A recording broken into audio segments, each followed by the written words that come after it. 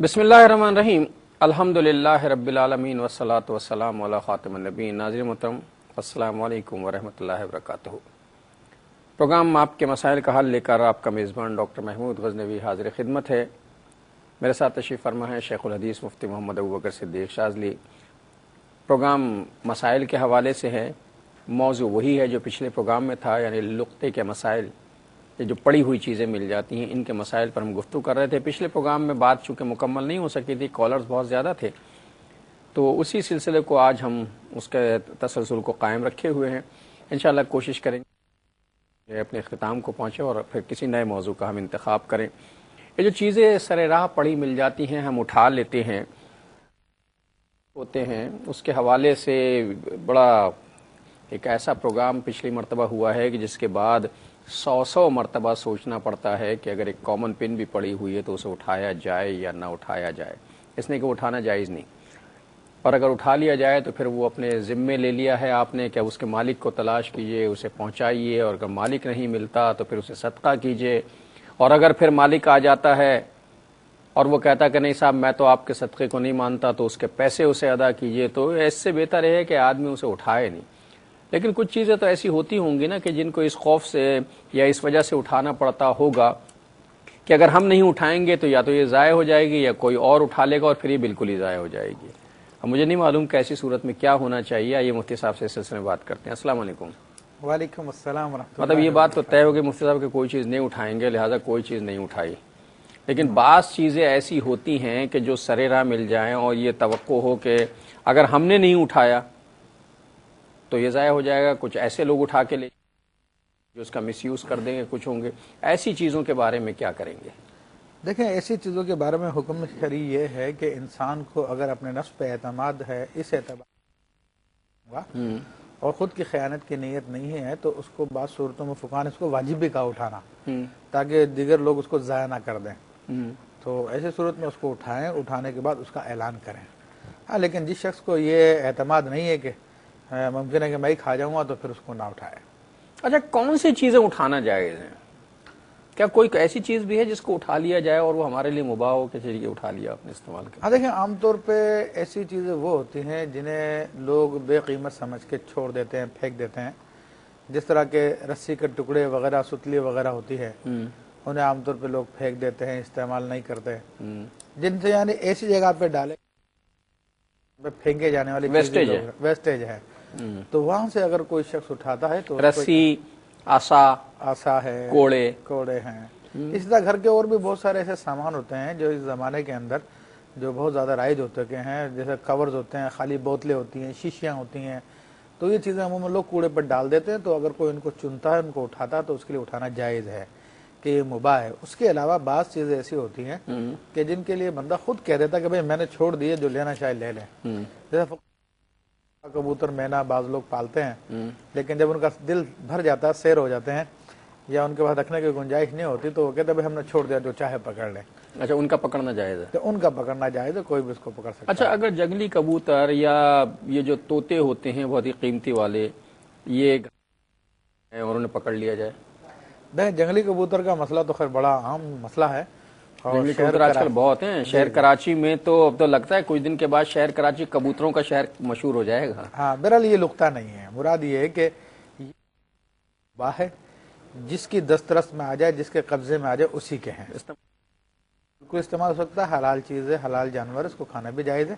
اور فقہا نے اس کا ایک مسئلہ، اگر جنگلی کبوتر نے انڈے دیے تو اب اگر اس شخص نے وہ کبوتر کے لیے جگہ خاص طور پہ بنائی تھی کہ کبوتر یہاں پہ انڈے، تاکہ میں انڈے لے لیا کروں، تو وہ اسی کے ہیں۔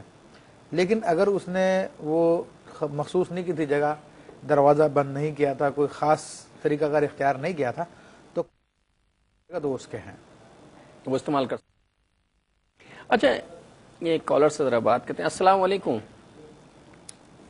السلام علیکم۔ وعلیکم السلام، کیا حال ہے سر؟ اللہ کا شکر ہے، کیسے ہیں بھائی؟ الحمدللہ فائن سر۔ سر میرا کویشچن کرنا تھا کہ عالم صاحب کو۔ ہاں کر لیجئے، ہم بیٹھے اسی لیے۔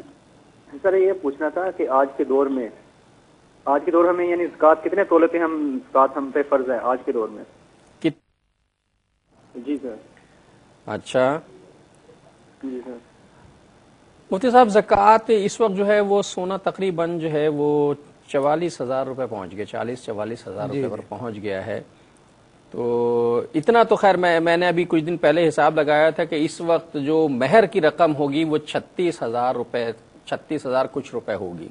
اور مجھے سونے کا اندازہ نہیں کہ زکوٰۃ کتنے سونے پہ واجب ہوگی.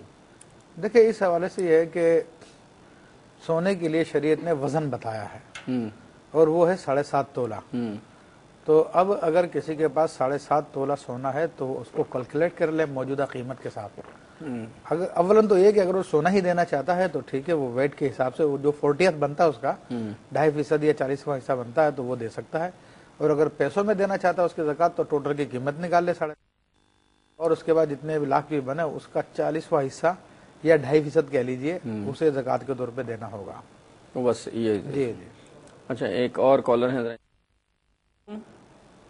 السلام علیکم. وعلیکم السلام. سر نوید بات کر رہا ہوں جیلم سے. جی نوید صاحب. یہ پوچھنا تھا کہ میرے ایک دوست ہے، انہوں نے اپنی مسز کے سر پہ قرآن مجید رکھ کے کہا ہے کہ میں جو بھی کہوں گا تم نے میری ہر بات ماننی ہے. تو ابھی کیا جائے، اس کا کوئی ازالہ یا اس کو ختم کیا جا سکتا ہے؟ اس کا تم کو ہر بات تو نہیں مانی جا سکتی نا. وہ مسز نے کیا کہا اور بیوی نے کیا کہا جواباً؟ انہوں نے اقرار کر لیا مانیں گی. جی ٹھیک. کیا لفظ کہے تھے؟ خالی وہ کہہ رہے ہیں کہ قرآن پہ سر پہ رکھ کے اس نے سر پہ رکھ کے کہا کہ میں جو بات ہر بات تو مانوں گی. ہاں میرے بھائی یہ کوئی قسم نہیں ہے اور بلا وجہ لوگوں کو پریشرائز کرنا اس طریقے سے، اور یہ غلط انداز ہے. قرآن اس کام کے لیے نہیں ہے کہ اس طرح سے ان کو واسطے بنایا جائے لوگوں کے لیے. شرعی اعتبار سے قسم کے لیے الفاظ ضروری ہوتے ہیں قسم کے، کہ اگر قسم کے الفاظ نہیں کہلوائے گئے تو وہ قسم نہیں ہوئی. اور تمام باتیں مان لوں گی، اس سے مراد وہی بات ہوتی ہے جو جائز و شرعن، اس کے اندر ناجائز چیز داخل نہیں ہے. اچھا مطلب یہ بتائیے کہ کچھ ایسی چیزیں بھی مل جاتی ہیں کہ جنہیں تصرف میں لایا جا سکتا ہے یا جن سے منافع کمایا. مثال کے طور پر ایک گھوڑا جو ہے مل گیا ہے اور اس کا مالک نہیں مل رہا. ایک گدھا جو ہے وہ مل گیا ہے تو ٹرانسپورٹیشن کے لیے، گھوڑا بھی ٹرانسپورٹیشن کے لیے استعمال ہو رہا ہے، اسے کرائے پر چلا دیا، اس سے منافع کمانا شروع. تو دیکھیں اس کے لیے کوئی شخص گھوڑے کو کرائے پہ چلا دے یا گدھے کو چلا دے کرائے پر، یہ سوچ کے کہ جناب اس کا مالک آئے گا تو بہرحال جو پیسے بچیں گے وہ اس کو دے دوں گا اور جتنا اس کا کھانے پینے کا خرچہ وہ اس کے کرائے سے نکال لوں گا، تو اپنے طور پہ ایسا کرنا جائز نہیں ہے. اس کے لیے حاکم شرع یا قاضی وقت جو بھی ہوگا اس سے پہلے یہ مسئلہ طے کروایا جائے گا. وہ اگر کہتا ہے کہ اس کو کرائے پہ چڑھا دو اور پھر اس کا جو بھی خرچہ ورچہ رکھنے کا جو خرچہ وہ نکال لینا اس میں سے، تو کیا جا سکتا ہے. اپنے طور پہ ایسا کرنا جائز نہیں. اب آج کل تو صورتحال ہے کہ حاکم وقت خیر چھوڑ دیجئے، حاکم وقت تک تو کس کی رسائی ہے، وہ زمانہ تو نہیں ہے. اب اگر وہ حاکم وقت کے پاس لے کر حاکم وقت سے وہ حاکم علاقہ کے پاس لے کر جاتا، وہ کہتا ہے گھوڑا مجھے وہ کہتا سرکار کے خزانے میں جمع کرا دو، تو اب ذمہ دار سرکار ہوگی یا وہ آدمی ہوگا جس نے گھوڑا جسے ملا تھا؟ دیکھیں بہرحال سرکار کے خزانے میں جمع کرانے سے مراد اگر وہاں پر ایسا کوئی گمشدہ سامان کے لیے کوئی انہوں نے بنایا ہوا جگہ بنائی ہوئی ہے پھر تو جمع کرانے میں حرج نہیں ہے کہ اس سے بڑے پیمانے پہ اعلان ہو جائے گا اور لوگوں میں وہ جگہ معروف بھی ہوتی ہے کہ جناب گمشدہ چیزیں وہاں پہ مل سکتی ہے. جس طرح کہ ہم نے سعودی عربیہ کے اندر مختلف مقامات پہ دیکھا کہ گمشدہ چیزیں یہاں پہ جمع کرا دی جائے، وہ تو ایک مفید کام ہے. لیکن اگر سراسر خزانے میں جمع کرا دی جائے اور اس میں یہ ہے کہ اس کا کوئی اعلان نہیں ہوگا، پھر وہ رکھ لی جائے گی، کھا لی جائے گی، تو پھر رکھنا جائز نہیں ہے. بلکہ اگر یہ بھی مشہور ہو کہ یہ لوگ گمشدہ چیزیں جمع کرتے ہیں مگر لوگوں کو دیتے نہیں، خود ہڑپ کر جاتے ہیں، پھر بھی ان کو دینا جائز نہیں ہے. میں کہنا تو یہی چاہ رہا تھا لیکن میں نے کہا نہیں. اب ظاہر ہے کچھ باتیں کہنے کی ہوتی ہیں، کچھ نہیں کہنے کی. مثال کے طور پر بریک پہ جانا ہے، اب یہ کہنے کی بات تو نہیں ہے نا. دونوں جہاں. السلام علیکم ورحمۃ اللہ وبرکاتہ. ویلکم بیک ناظرین. وقفے کے بعد پروگرام میں آپ کا خیر مقدم ہے اور میرے ساتھ اس وقت میرپور خاص کے کمال صاحب ہیں، ان سے بات کرتے ہیں. السلام علیکم کمال صاحب. السلام علیکم. یہ کال ڈراپ ہو گئی، معاف کیجیے گا، مجھے وقفے پہ جانا بھی ضروری تھا اس لیے آپ کی کال ڈراپ ہوئی ہے، اس کا مجھے افسوس ہے. دوبارہ ٹرائی کیجیے، ہو سکتا ہے ملاقات ہو جائے ہماری ٹیلی فونک آپ سے. اچھا مفتی صاحب، یہ شادی بیاہ کے موقع پر ہمارے یہاں ابھی بھی یہ رواج ہے بعض گھروں پر، بعض جگہوں پر، اور خاص طور پر انٹیریئر میں اور گاؤں گوٹھوں میں تو یہ بڑی روایت ہے کہ وہ پیسے ویسے لٹائے جاتے ہیں اور وہ گر جاتے ہیں زمین پہ. تو کچھ لوگ جو وہاں موجود جن کو پتہ ہے کہ شادی بیاہ کے پیسے ہیں وہ اٹھاتے ہیں، بچے بھی اٹھاتے ہیں. کچھ اگر وہ رات یا دھندل کا ہے یا ایسا ہوا کچھ سکے پڑے رہ گئے اور اگلے دن جب یہ ساری تقریب ختم ہو گئی کسی کو ملے تو ہاں دیکھیں وہ لقطہ نہیں ہے، کیونکہ اس کے بارے میں بھی یہ صراحت موجود ہے کہ یہ شادی کا موقع تھا اور شادی کے موقع پہ پیسے لٹانے کا رواج ہے.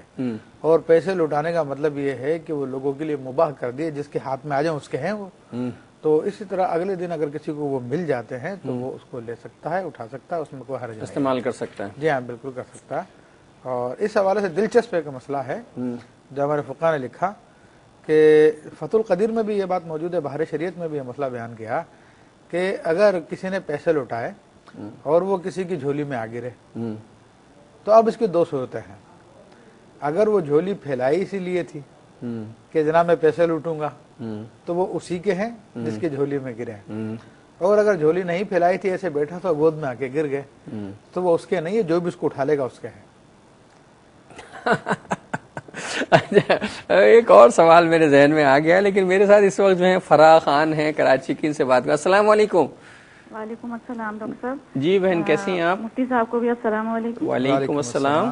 اچھا میرا ایک سوال ہے، تھوڑا سا ذرا سا طویل ہے، پلیز کر دیجئے بھائی. اب تو طویل ہو یا قلیل ہو بات تو ہو رہی ہے نا. ایک سچویشن اصل میں بتانی ہے. اگر دیکھیں والدین اپنی دو اولادوں میں سے ایک کے ساتھ بغیر کسی شرعی وجہ کے زیادہ محبت کریں اور اس کا اظہار بھی کریں، یہاں تک کہ اپنے مال میں سے بھی ایک کو زیادہ دوسرے کو کم دیں، ایسے والدین کے لیے کچھ ہدایت فرمائیے. دوسری طرف ایسے معاملے میں جب اولاد پڑ جاتی ہے تو بہت عرصے تک خاموش رہنے کے باوجود، صبر سے کام لینے کے باوجود، جو محروم اولاد ہے وہ زبان ماں کے سامنے یا اس کے سامنے زبان کھولے، تو اولاد کے لیے بھی ہدایت کے لیے کچھ عرض فرمائیے گا.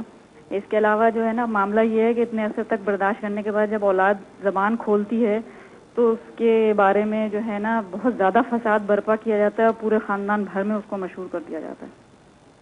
اچھا، اس کے ضمناً یہ بھی عرض فرمائیے گا کہ جو ان اولادوں سے جن کے ساتھ اچھا اور جو ساتھی ہیں، بیٹی کے اگر شوہر ہیں اور بیٹے کی بیوی ہے، ان کے لیے بھی کچھ ہدایت فرمائیے گا کہ وہ اس سلسلے میں اپنے شوہر یا اپنی بیوی کا کیا اس کو کیسے سپورٹ کر سکتے ہیں.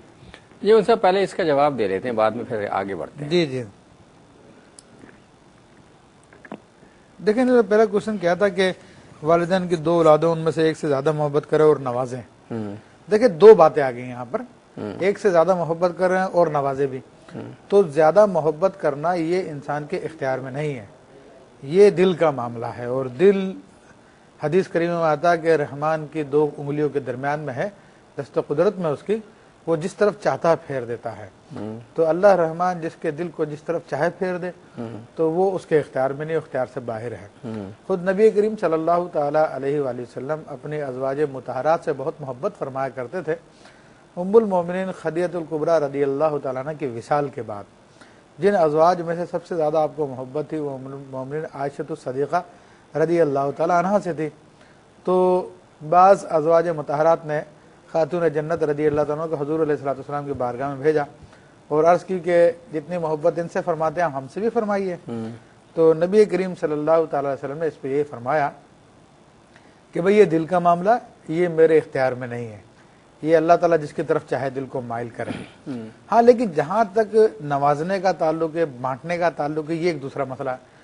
تو نبی کریم صلی اللہ تعالی علیہ وسلم اس پیار و محبت کی وجہ سے کسی پہ زیادتی نہیں فرماتے تھے. آپ کی ذات کے بارے میں کہ آپ کی زیادتی کریں، آپ تو خود انصاف کو قائم کرنے کے لیے تشریف لائے تھے. تو ظاہری جتنی بھی تقسیم ہوا کرتی تھی تو نبی کریم صلی اللہ تعالی علیہ وآلہ وسلم وہ برابر کی تقسیم فرمایا کرتے تھے اور اللہ کی بارگاہ میں عرض کرتے ہیں مالک جو میرے اختیار میں وہ یہ ہے اور باقی دل کا معاملہ تیرے اختیار میں ہے. پھر یہاں پر ایک جیلسی انسان کو پیدا ہو جاتی ہے، ایک فطری بات ہے. ایک منٹ میں ذرا کال لے لوں، یہ ضائع نہ ہو جائے. سمیرہ ہیں سرگودا سے. السلام علیکم. السلام علیکم. وعلیکم السلام. جی جی مفتی صاحب کو بھی السلام علیکم. وعلیکم السلام. جی یہ پوچھنا تھا کہ مہر کی رقم کتنی ہے آج کے دور میں، غریب امیر دونوں کے لیے مطلب نہیں میری سمجھ میں نہیں آئی بات، دوبارہ کہیے ذرا. حق مہر کے حق مہر کی رقم کتنی ہے شریعت کے حساب سے؟ مطلب غریب جو ہے وہ 1000 روپیہ دے دیتے ہیں اور کہتے ہیں یہ بھائی حق مہر ادا ہو گیا، اور امیر زیادہ دیتے ہیں. اس کے بارے میں پوچھنا تھا کہ دونوں کے لیے برابر ہے، مطلب ٹھیک ہے؟ ٹھیک ہے بہن، بات کر لیتے ہیں، اس پہ بات کرتے ہیں. بہت شکریہ.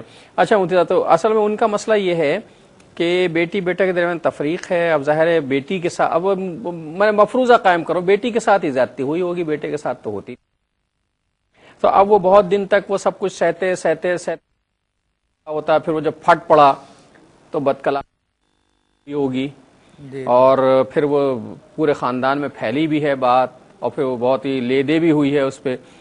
تو اب یہ جو شکوہ کیا ہے اس کی کیا گنجائش ہے، اور اس میں جو تیاری میں جو کچھ ہوا ہے اس کی کیا حیثیت ہے؟ دیکھیں، اس میں بات یہ ہے کہ والدین کا اپنے اولادوں میں برابری کرنا ضروری ہے، اور نبی کریم صلی اللہ علیہ وسلم نے اس کو ظلم قرار دیا کوئی شخص اگر اولاد میں برابری نہ کرے، چاہے لڑکی ہو چاہے لڑکا ہو، دونوں میں برابری کرے. یعنی کہ لڑکی ہو تو کم دیں گے، لڑکا تو زیادہ دیں گے. حضرت نعمان ابن بشیر رضی اللہ تعالیٰ کا واقعہ مسلم شریف میں واضح لفظوں میں ہے کہ ایک مرتبہ انہوں نے اپنے ایک فرزند کو غلام دیا، تو ان کی اہلیہ نے کہا کہ ذرا آپ نبی علیہ الصلوۃ والسلام کو گواہ بنا لیجیے اس بات پر. تو وہ غلام کو لے کر اور بچے کو لے کر، حضرت نعمان کو لے کر وہ نبی علیہ الصلوۃ والسلام کی خدمت میں حاضر و عرض کیا کہ یا رسول اللہ، اس بچے کو یہ غلام گفٹ کیا ہے تو آپ اس پہ گواہ ہو جائیے. تو نبی علیہ الصلوۃ والسلام نے ارشاد فرمایا کیا تمہاری اور اولادیں بھی ہیں؟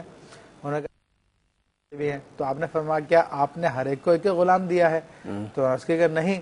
تو آپ نے فرمایا کہ چلے جاؤ اس ظلم کی تقسیم پہ مجھ کو گواہ مت بناؤ. تو وہ ماں باپ بلا وجہ کے اپنی ایک اولاد کو زیادہ دیں اور ایک اولاد کو کم دیں، یہ بہرحال لوگ ظلم کر رہے ہیں، اور ممکن ہے بروز قیامت ان کو اس کا جواب بھی دینا پڑے.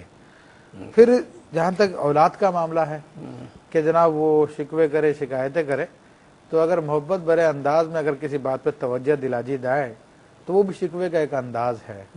لیکن انسان اس میں بدتمیزی کرے تو بہرحال یہ بھی قرآن کے حکم کے خلاف ہے کہ اللہ تبارک و تعالیٰ نے والدین کے بارے میں یہ کہا کہ اف تک نہ کہو، اور یہاں تک کہا نبی علیہ الصلوۃ والسلام نے ارشاد فرمایا کہ تم اپنے والدین کی اطاعت کرو. اور میری بہن، اب ایک وقفے کا مرحلہ آ گیا ہے، میں اس مرحلے سے گزر کے واپس آتا ہوں تو پھر بات.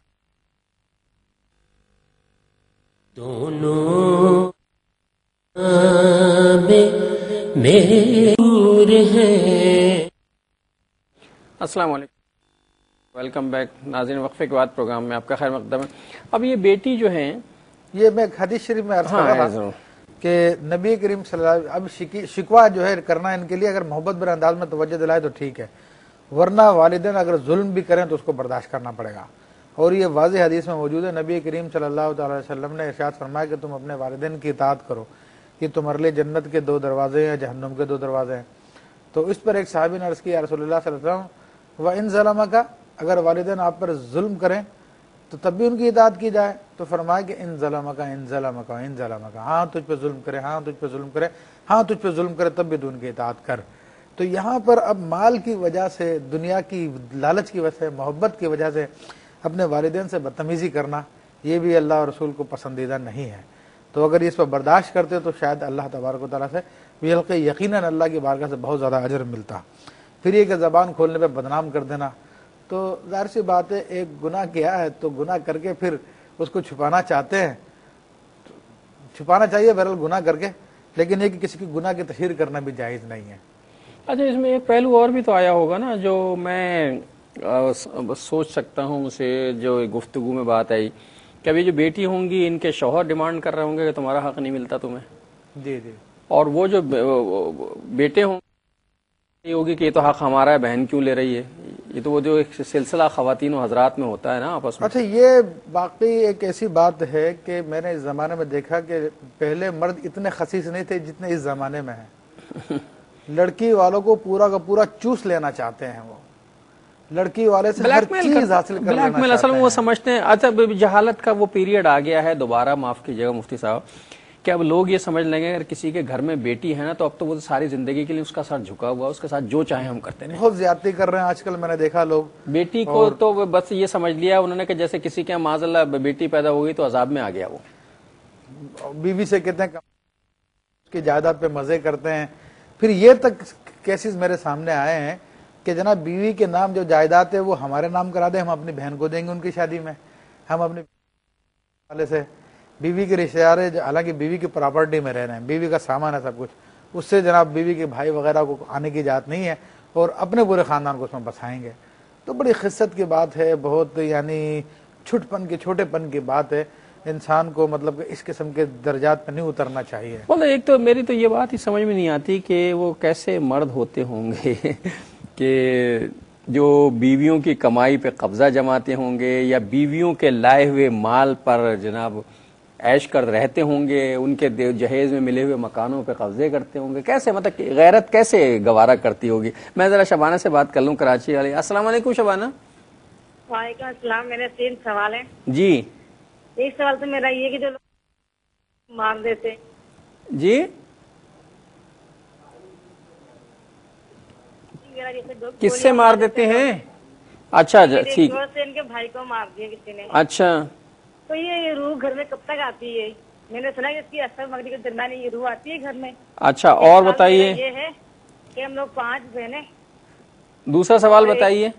دوسرا سوال میرا یہ کہ ہم لوگ 5 بہنیں ہیں نا، اور میرے ابو نہیں ہے نا میرے بھائی ہے. میری 3 بہنیں اپنے گھر میں بہت خوشحال ہیں. ایک میری امی کا مکان ہے، اس میں میری ایک بہن رہتی ہے، اس کا طلاق ہو گیا بیچاری کا. میں چاہتی ہوں کہ میرے دونوں بھانجے کے نام میں ہمیں یہ مکان کر دے اپنا. تو میں چھوڑ دیں تو یہ صحیح ہوگا یا غلط ہوگا؟ سمجھے نہیں سمجھ نہیں یہ والا سوال سمجھا. آپ 5 بہنیں ہیں، 3 بہنیں بہت خوشحال ہیں، وہ شادی شدہ ہیں. جی جی. اور آپ دونوں جو باقی جو 2 ہیں یعنی مطلب میری شادی نہیں ہوئی اور ایک بہن جو میری ان کا ڈیورس ہو گیا نا. تو میں چاہتی ہوں میں جو سب بہنوں سے یہ کہہ دوں کہ سب حصہ چھوڑ دو اور ہم یہ اپنے دونوں بھانجے کے نام گھر کر دیتے. تو یہ صحیح رہے گا، ہم لوگ حصہ نہ مانگے اپنی امی سے اور ہم ان کے نام میں کر دیں. تو کیا یہ صحیح ہوگا یا غلط ہوگا؟ اچھا بس صحیح. میرے یہی 2 سوال تھے. اچھا ٹھیک ہے، بات کر لیتے ہیں اس پہ. بات کرتے شانہ بھی صورتحال ہے. ایک تو یہ کہ ایسے تمام حضرات جو خواتین کی مجھے معاف کیجیے گا، خواتین کی کمائی، خواتین کے میکے سے لائے ہوئے سامان، ان کی جائیداد پر اتراتے ہیں. یہ میری ذاتی رائے ابھی سنا دو، میں تو ان کو مرد ورد نہیں سمجھتا. مطلب ایسی مردانگی کا فائدہ کیا ہے؟ اترا بھی لیں تو چل جائے گا. یہ تو چھیننا چاہتے ہیں، اپنے نام کرنا چاہتے ہیں.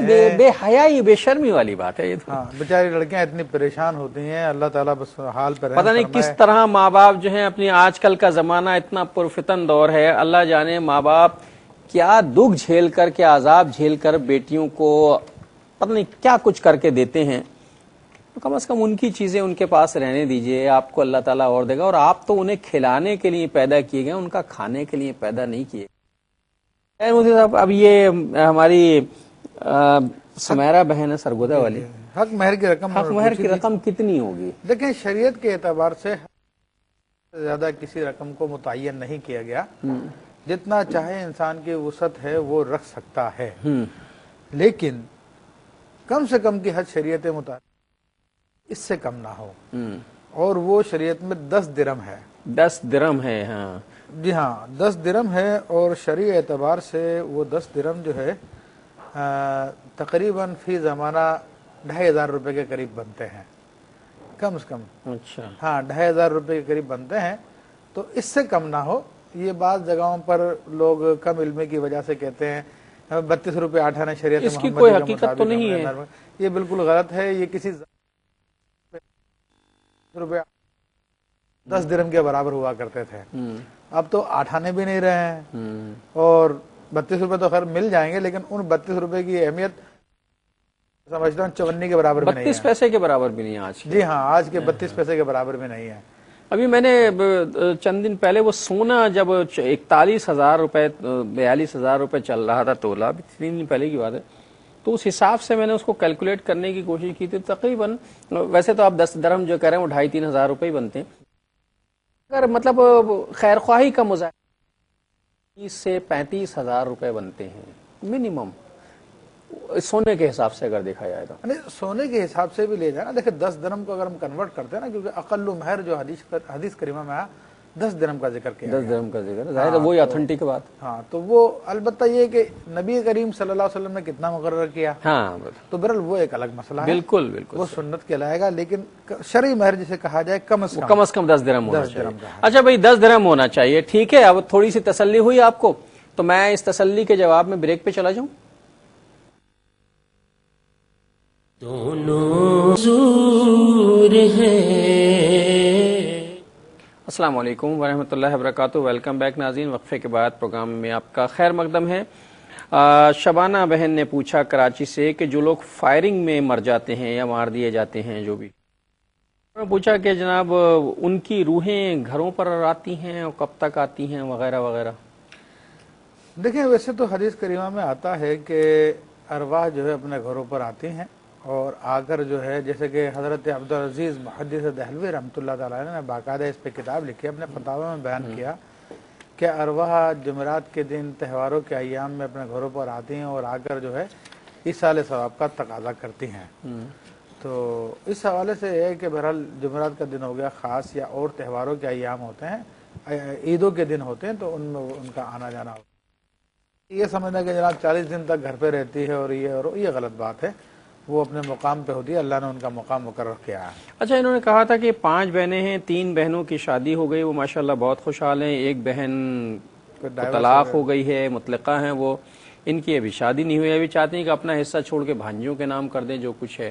तो देखिए, शरई एतबार से अभी तो विरासत किसकी है? अगर इनके बाप के नाम थी, बाप की विरासत है, तो फिर तो ठीक है, उसको शरई एतबार से तकसीम किया जा सकता है। लेकिन ये कहना कि हमने अपना हिस्सा छोड़ के भांजियों को दे दिया, तो इस तरह करने से होगा नहीं, क्योंकि विरासत तबारक व तआला का डिवाइड करना ही पड़ेगा।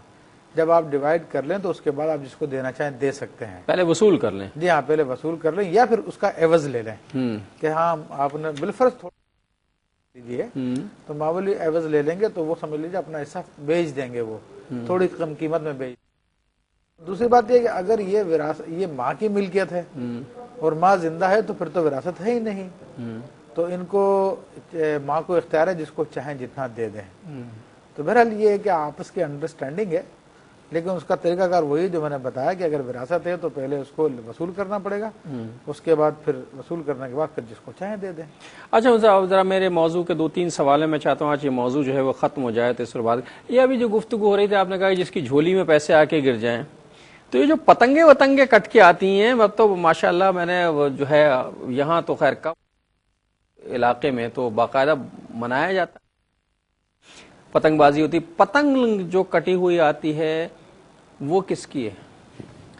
देखिए, बात ये, पतंग हमारे फुका ने फरमाया कि जायज़ नहीं है शरई एतबार से, और उसके नाजायज़ होने की बहुत सारी वजूहात हैं। और ये पतंग किसकी होगी, डोर किसकी होगी, तो इसके बारे में हुक्म शरई है कि लुकता है। पतंग तो बहरहाल माल नहीं है शरीयत की नज़र में, क्योंकि वो कागज़ का एक पन्ना है और उसको वो माल है जो नाजायज़ है। तो बहरहाल जो डोर है वो बहरहाल एक माल है और उसको जायज़ कामों में भी इस्तेमाल किया जा सकता है। तो उसके बारे में हुक्म है कि वो लुकता है। हमारे यहाँ पे तो उसकी लूटमार होती है, जो लूट ले उसकी हो गई, ऐसा नहीं है, बल्कि उसका वही लुकते की तरह ऐलान करना पड़ेगा, जिस तरह कि हम पिछले प्रोग्राम में डिस्कस कर चुके हैं। तो उसका ऐलान करके उसके मालिक को पहुंचाना पड़ेगा। अच्छा, एक कॉलर से बात करते हैं। अस्सलाम वालेकुम। हेलो, अस्सलाम वालेकुम। जी बहन। मुफ्ती साहब, मैं कराची से बात कर रही हूँ, नीलोफर। जी नीलोफर, जरा जोर से। मुझे ये पूछना था, जैसे बैंक देते हैं आजकल सूद की रकम, तो मुझे पूछना, अगर 1 लाख पे 1600 रुपए मिल रहा है महीना, तो उसको मैं लेके इस तरह से इस्तेमाल करूँ, कभी मैं 1100 लूँ उसमें से, कभी 1000 लूँ, बाकी जो अल्लाह की तो उस पर नहीं होगी कोई भी शर्त लागू, लेकिन ये कि वो रकम इस्तेमाल में आ सकती है फिर। अच्छा, लगे हाथ 1600 मैं ले रही हूँ बैंक से, लेकिन मैं अपने 1600 पूरे इस्तेमाल न करूँ, कभी उसमें से 700 ले लूँ, कभी 800 ले लूँ। आपकी बात बिल्कुल अच्छी तरह समझ गया हूँ। आप तो अपने तौर पर वो 1600 के 1200 और 1300 खर्च करके बाकी वो करना चाहते हैं, लेकिन बैंक तो आपको पूरे 1600 दे रहा है ना, तो वो 1600 को मैं इस्तेमाल न करूँ, या कोई ऐसा बैंक पाकिस्तान में है जिसपे हमें मिल सके पैसे, वो जायज हो हमारे लिए? जी अभी बताते हैं। जी मुफ्ती साहब। देखिए मेरी बहन, बात यह है कि आप कितने ले रहे हैं, कितने दे रहे हैं, इसके ऊपर नहीं है शरीयत को एतराज। اصل میں شریعت کو اعتراض اس کانٹریکٹ پہ ہے جو آپ نے بینک سے کیا ہے، اور وہ یہ ہوتا ہے کہ آپ کی رقم، آپ کی اصل سلامت رہے گی اور آپ کو ایک فکس اماؤنٹ آپ کو ملتا رہے گا. اور اگر یہ شرط لگا لی جائے کہ جناب یہ رقم بہرحال ہر صورت میں واپس کی جائے گی، چاہے تباہ ہو چاہے ہلاک ہو، بینک سے ضائع ہو جائے، لیکن بینک پابند ہے آپ کو دینے کا، تو شرعی اعتبار سے قرض ہے، اور قرض پر شریعت نفع لینے سے منع کرتی ہے. ایک پائی کا نفع بھی لینا جائز نہیں ہے اس پر. نبی کریم صلی اللہ علیہ وسلم کا ارشاد ہے کہ کل قرض جر منفعۃ فہو ربا، کہ ہر چلائے وہ ہے. تو ہمارے یہاں پر کنونشنل بینکس میں، سودی بینکوں میں عام طور پہ یہی ہوتا ہے کہ جو بھی رقم ڈپازٹ کرائی جائے، چاہے پے ایل ایس میں کرائی جائے، تو اس میں وہ رقم اصل آپ کا جو ہے پرنسپل جو ہے وہ آپ کا بالکل سیف ہوتا ہے، اور اس شرط کے ساتھ ہوتا ہے کہ بینک ہر صورت میں واپس کرے گا. تو وہ شریعت کی روح سے قرض کی تعریف میں آ گیا، اس پہ ہر قسم کا نفع ناجائز ہو گیا. حال البتہ یہ ہے کہ رقم کو نفع نقصان کی شراکت پہ لگاتے ہیں تو اس سے جو نفع حاصل ہوگا تو پھر وہ بھی کل نفع میں سے آپ کو جو ہے لینا جائز ہوگا. بہن نگاہ پاکستان میں ایسے کون سے بینک ہیں؟ الحمدللہ پاکستان میں اس وقت اسلامک بینکنگ کام کر رہی ہے، اور ملک پاکستان میں 5 فل فلیج اسلامک بینک جو باقاعدہ پورے اسلامی نظام کے تحت سسٹم چلا رہے ہیں، اور اس کے علاوہ دیگر تقریباً تمام بینکوں کے اندر ونڈوز ہیں، آئی بی ڈیز ہیں، اسلامک بینکنگ ڈپارٹمنٹ ہے جو شریعت کے بتائے ہوئے طریقے کے مطابق یہ اسلامک بینکنگ کرتے ہیں. تو جو ہے مداربت اکاؤنٹ میں جمع کرا لیں یا پی ایل ایس میں جمع کرا لیں تو مداربے اور شراکت کی بنیاد پہ چلتا ہے، اس سے نفع لینا جائز ہے. پھلوں کی فصل کٹنے کے بعد کچھ پھل باغ میں پڑے رہ گئے جو چھوڑ دیے گئے، اب انہیں کون اٹھائے؟ دیکھیں اگر وہاں پہ عرف دیکھا جائے گا کہ عام طور پہ پھل ہوں یا سبزی ہو یا جو بھی ہو پھل کی پیداوار، کھیت کی پیداوار، اگر چھوڑ دینے کا عرف ہے کہ بھائی جو چاہے لے جائے آ کر، تو پھر تو کوئی بھی لے سکتا ہے. اچھا، پانی میں بہتا ہوا اگر پھل آ جائے، امرود آ گیا ہے، سیب آ گیا ہے، وہ بہتا ہوا آ گیا پانی میں، تو ہاں اس کو لینا جائز ہے، کھا لیں گے اسے؟ ہاں اس کیونکہ وہ ضائع ہو جائے گا، اس کا اعلان بھی نہیں کیا جا سکتا، اس کو زیادہ دیر رکھا بھی نہیں جا سکتا. اچھا، جو جنگلوں میں مطلب بعض درخت لگے ہوتے ہیں جو کسی کی ملکیت نہیں ہوتی، مثال کے طور پر شمالی علاقہ جات میں ہم گئے تو ہم نے دیکھا کہ مسجدوں کے ساتھ جو ہیں وہ کنو کے درخت، چھوٹے چھوٹے درخت ہوتے ہیں لدے ہوئے کنو سے، اخروٹ کے درخت بہت لگے ہوتے ہیں جگہ جگہ، ملکیت کسی کی نہیں ہے، وہ ایک سبز و شاداب جگہ ہے، وہاں خود بخود ہی وہ اگاتے ہیں، تو وہاں کوئی پوچھتا بھی نہیں ہے. مطلب کوئی مسجدوں سے لوگ نکلتے کوئی کنو کی طرف منہ بھی نہیں ہوتا، وہاں ہوتا ہے وہ کھاتے نہیں. ایسی چیزیں جو ہیں وہ استعمال کی جا سکتی ہیں. دیکھیں ایک تو یہ کہ یہ پبلک پراپرٹی تو وہ مباح ہو گئی ہے، تو آپ اس کو توڑ کے بھی کھا سکتے ہیں، پڑا ہوا اس کو بھی لے سکتے ہیں، وہ استعمال ہو سکتا ہے. ہے، بالکل ہو سکتا ہے. لیکن اگر پرائیویٹ پراپرٹی ہے، کسی کے باغ کے درخت ہیں کنارے پہ لگے ہوئے ہیں، تو ان کے بارے میں فقہاء یہ فرماتے ہیں کہ اگر ٹوٹ کے خود بخود گر جائیں اور وہاں پہ عرف بھی ہو کہ راہگیر وغیرہ چلنے والے لوگ اس کو اٹھا کے کھا سکتے ہیں تو اس کے کھانے میں حرج نہیں ہے، لیکن توڑ کے وہاں سے لینا جائز نہیں ہوگا. اچھا، کسی نے کچھ برتن رکھ دیے، بارش ہو رہی تھی، برتن رکھ دیے کہ اس میں پانی بھر لوں گا اور جب بعد میں استعمال کر لوں گا، تو وہ پانی کوئی دوسرا لے جائے اٹھا کر؟ نہیں لے سکتا. اگر برتن اس کے لیے خاص کر دیا ہے کہ اس کے قبضے میں آ گیا ہے، قبضے میں آ گیا تو اب یہ اس سے کوئی اس کی ملکیت ہو گیا، اس کی ملکیت چھیننا کسی کی. اچھا، کچھ لوگ جانور قصدن چھوڑ دیتے ہیں، مطلب گائے ہے وہ دودھ ختم ہو گیا ہے، یا گدھا ہے وہ بیمار ہو گیا یا اب ضعیف ہو گیا بہت زیادہ. میں ذرا ایک کال لے لوں، انگلینڈ سے ہماری بہنیں ضائع ہو جائے گی کال. السلام علیکم. السلام علیکم ڈاکٹر صاحب. وعلیکم السلام. جی اللہ تعالیٰ آپ کو بہت خوش رکھے. بس بہن آپ کو بھی ہماری طرف سے بہت بہت السلام. آپ کی دعائیں بس کافی ہیں ہمارے لیے. جی فرمائیے.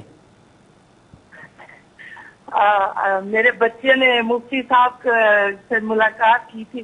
ہمارا رہ گیا، ہم نہ ملے. مفتی صاحب سے انگلینڈ میں آئے تھے. چلیے آج اسکرین پر مل لیجئے، ٹیلی فون پر بات کر لیجئے.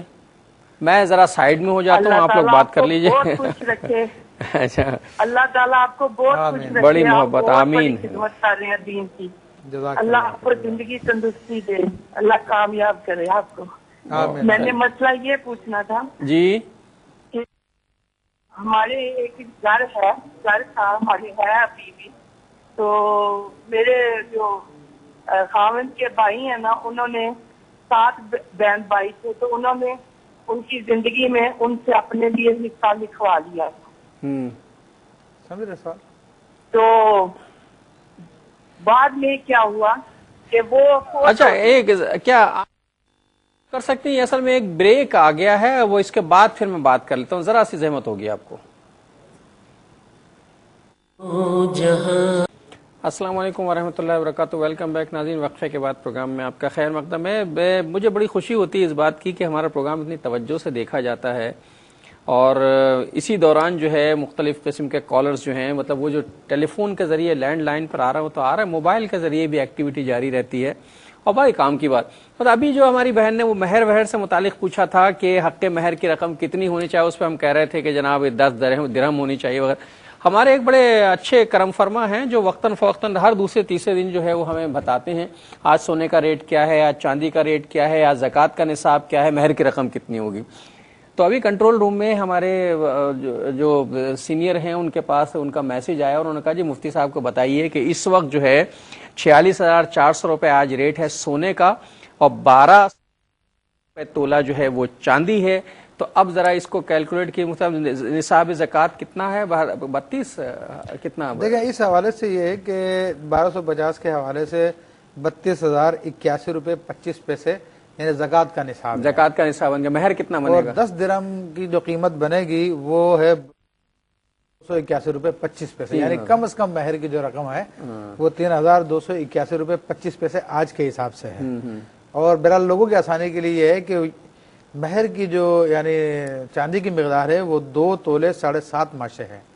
जब भी अपना शरई महर मुकर्रर करना चाहें 2 तोले 7.5 माशे चांदी मुकर्रर कर दीजिए, वो कम से कम शरई महर हो जाएगा।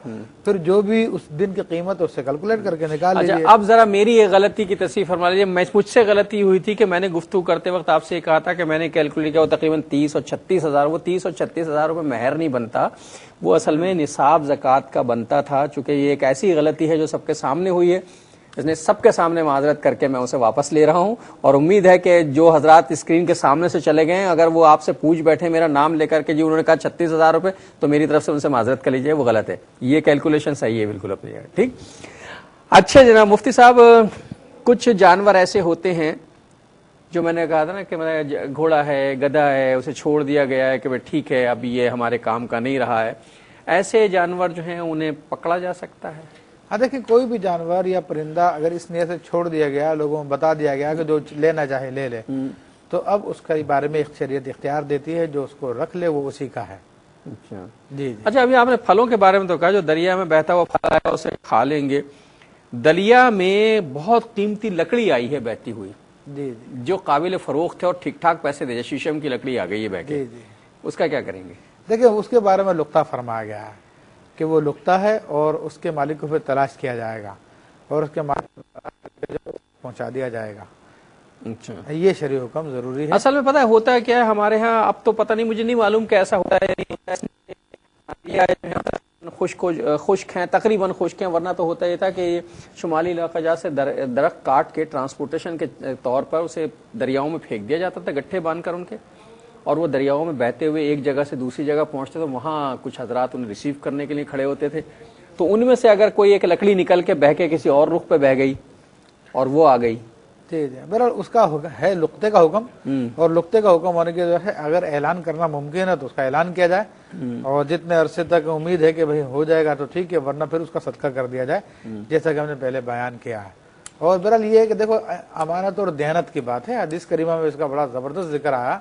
एक शख्स ने किसी से कर्ज मांगा, तो उसने कहा कि ठीक है मैं कर्जा दे दूंगा, मगर आपका गवाह कौन है? तो उसने कहा कफा बिल्लाहि शहीदा, अल्लाह मेरा गवाह है। तो उसने कहा आपका कफील कौन है, आपको जमानत कौन देगा? तो उसने कहा कफा बिल्लाहि वकीला, तो अल्लाह ताला मेरा वकील है। तो उसने कहा ये ठीक है बात। तो उसने उसको 1000 दिरहम या दिनार जो भी थे वो उसको कर्जे में दे दिए, और फिर एक टाइम बता दिया कि मैं फला टाइम तक आपको लौटा दूंगा। तो उसने अल्लाह पे तवक्कुल करते हुए रकम उसको दे दी, वो शख्स लेके चला आया।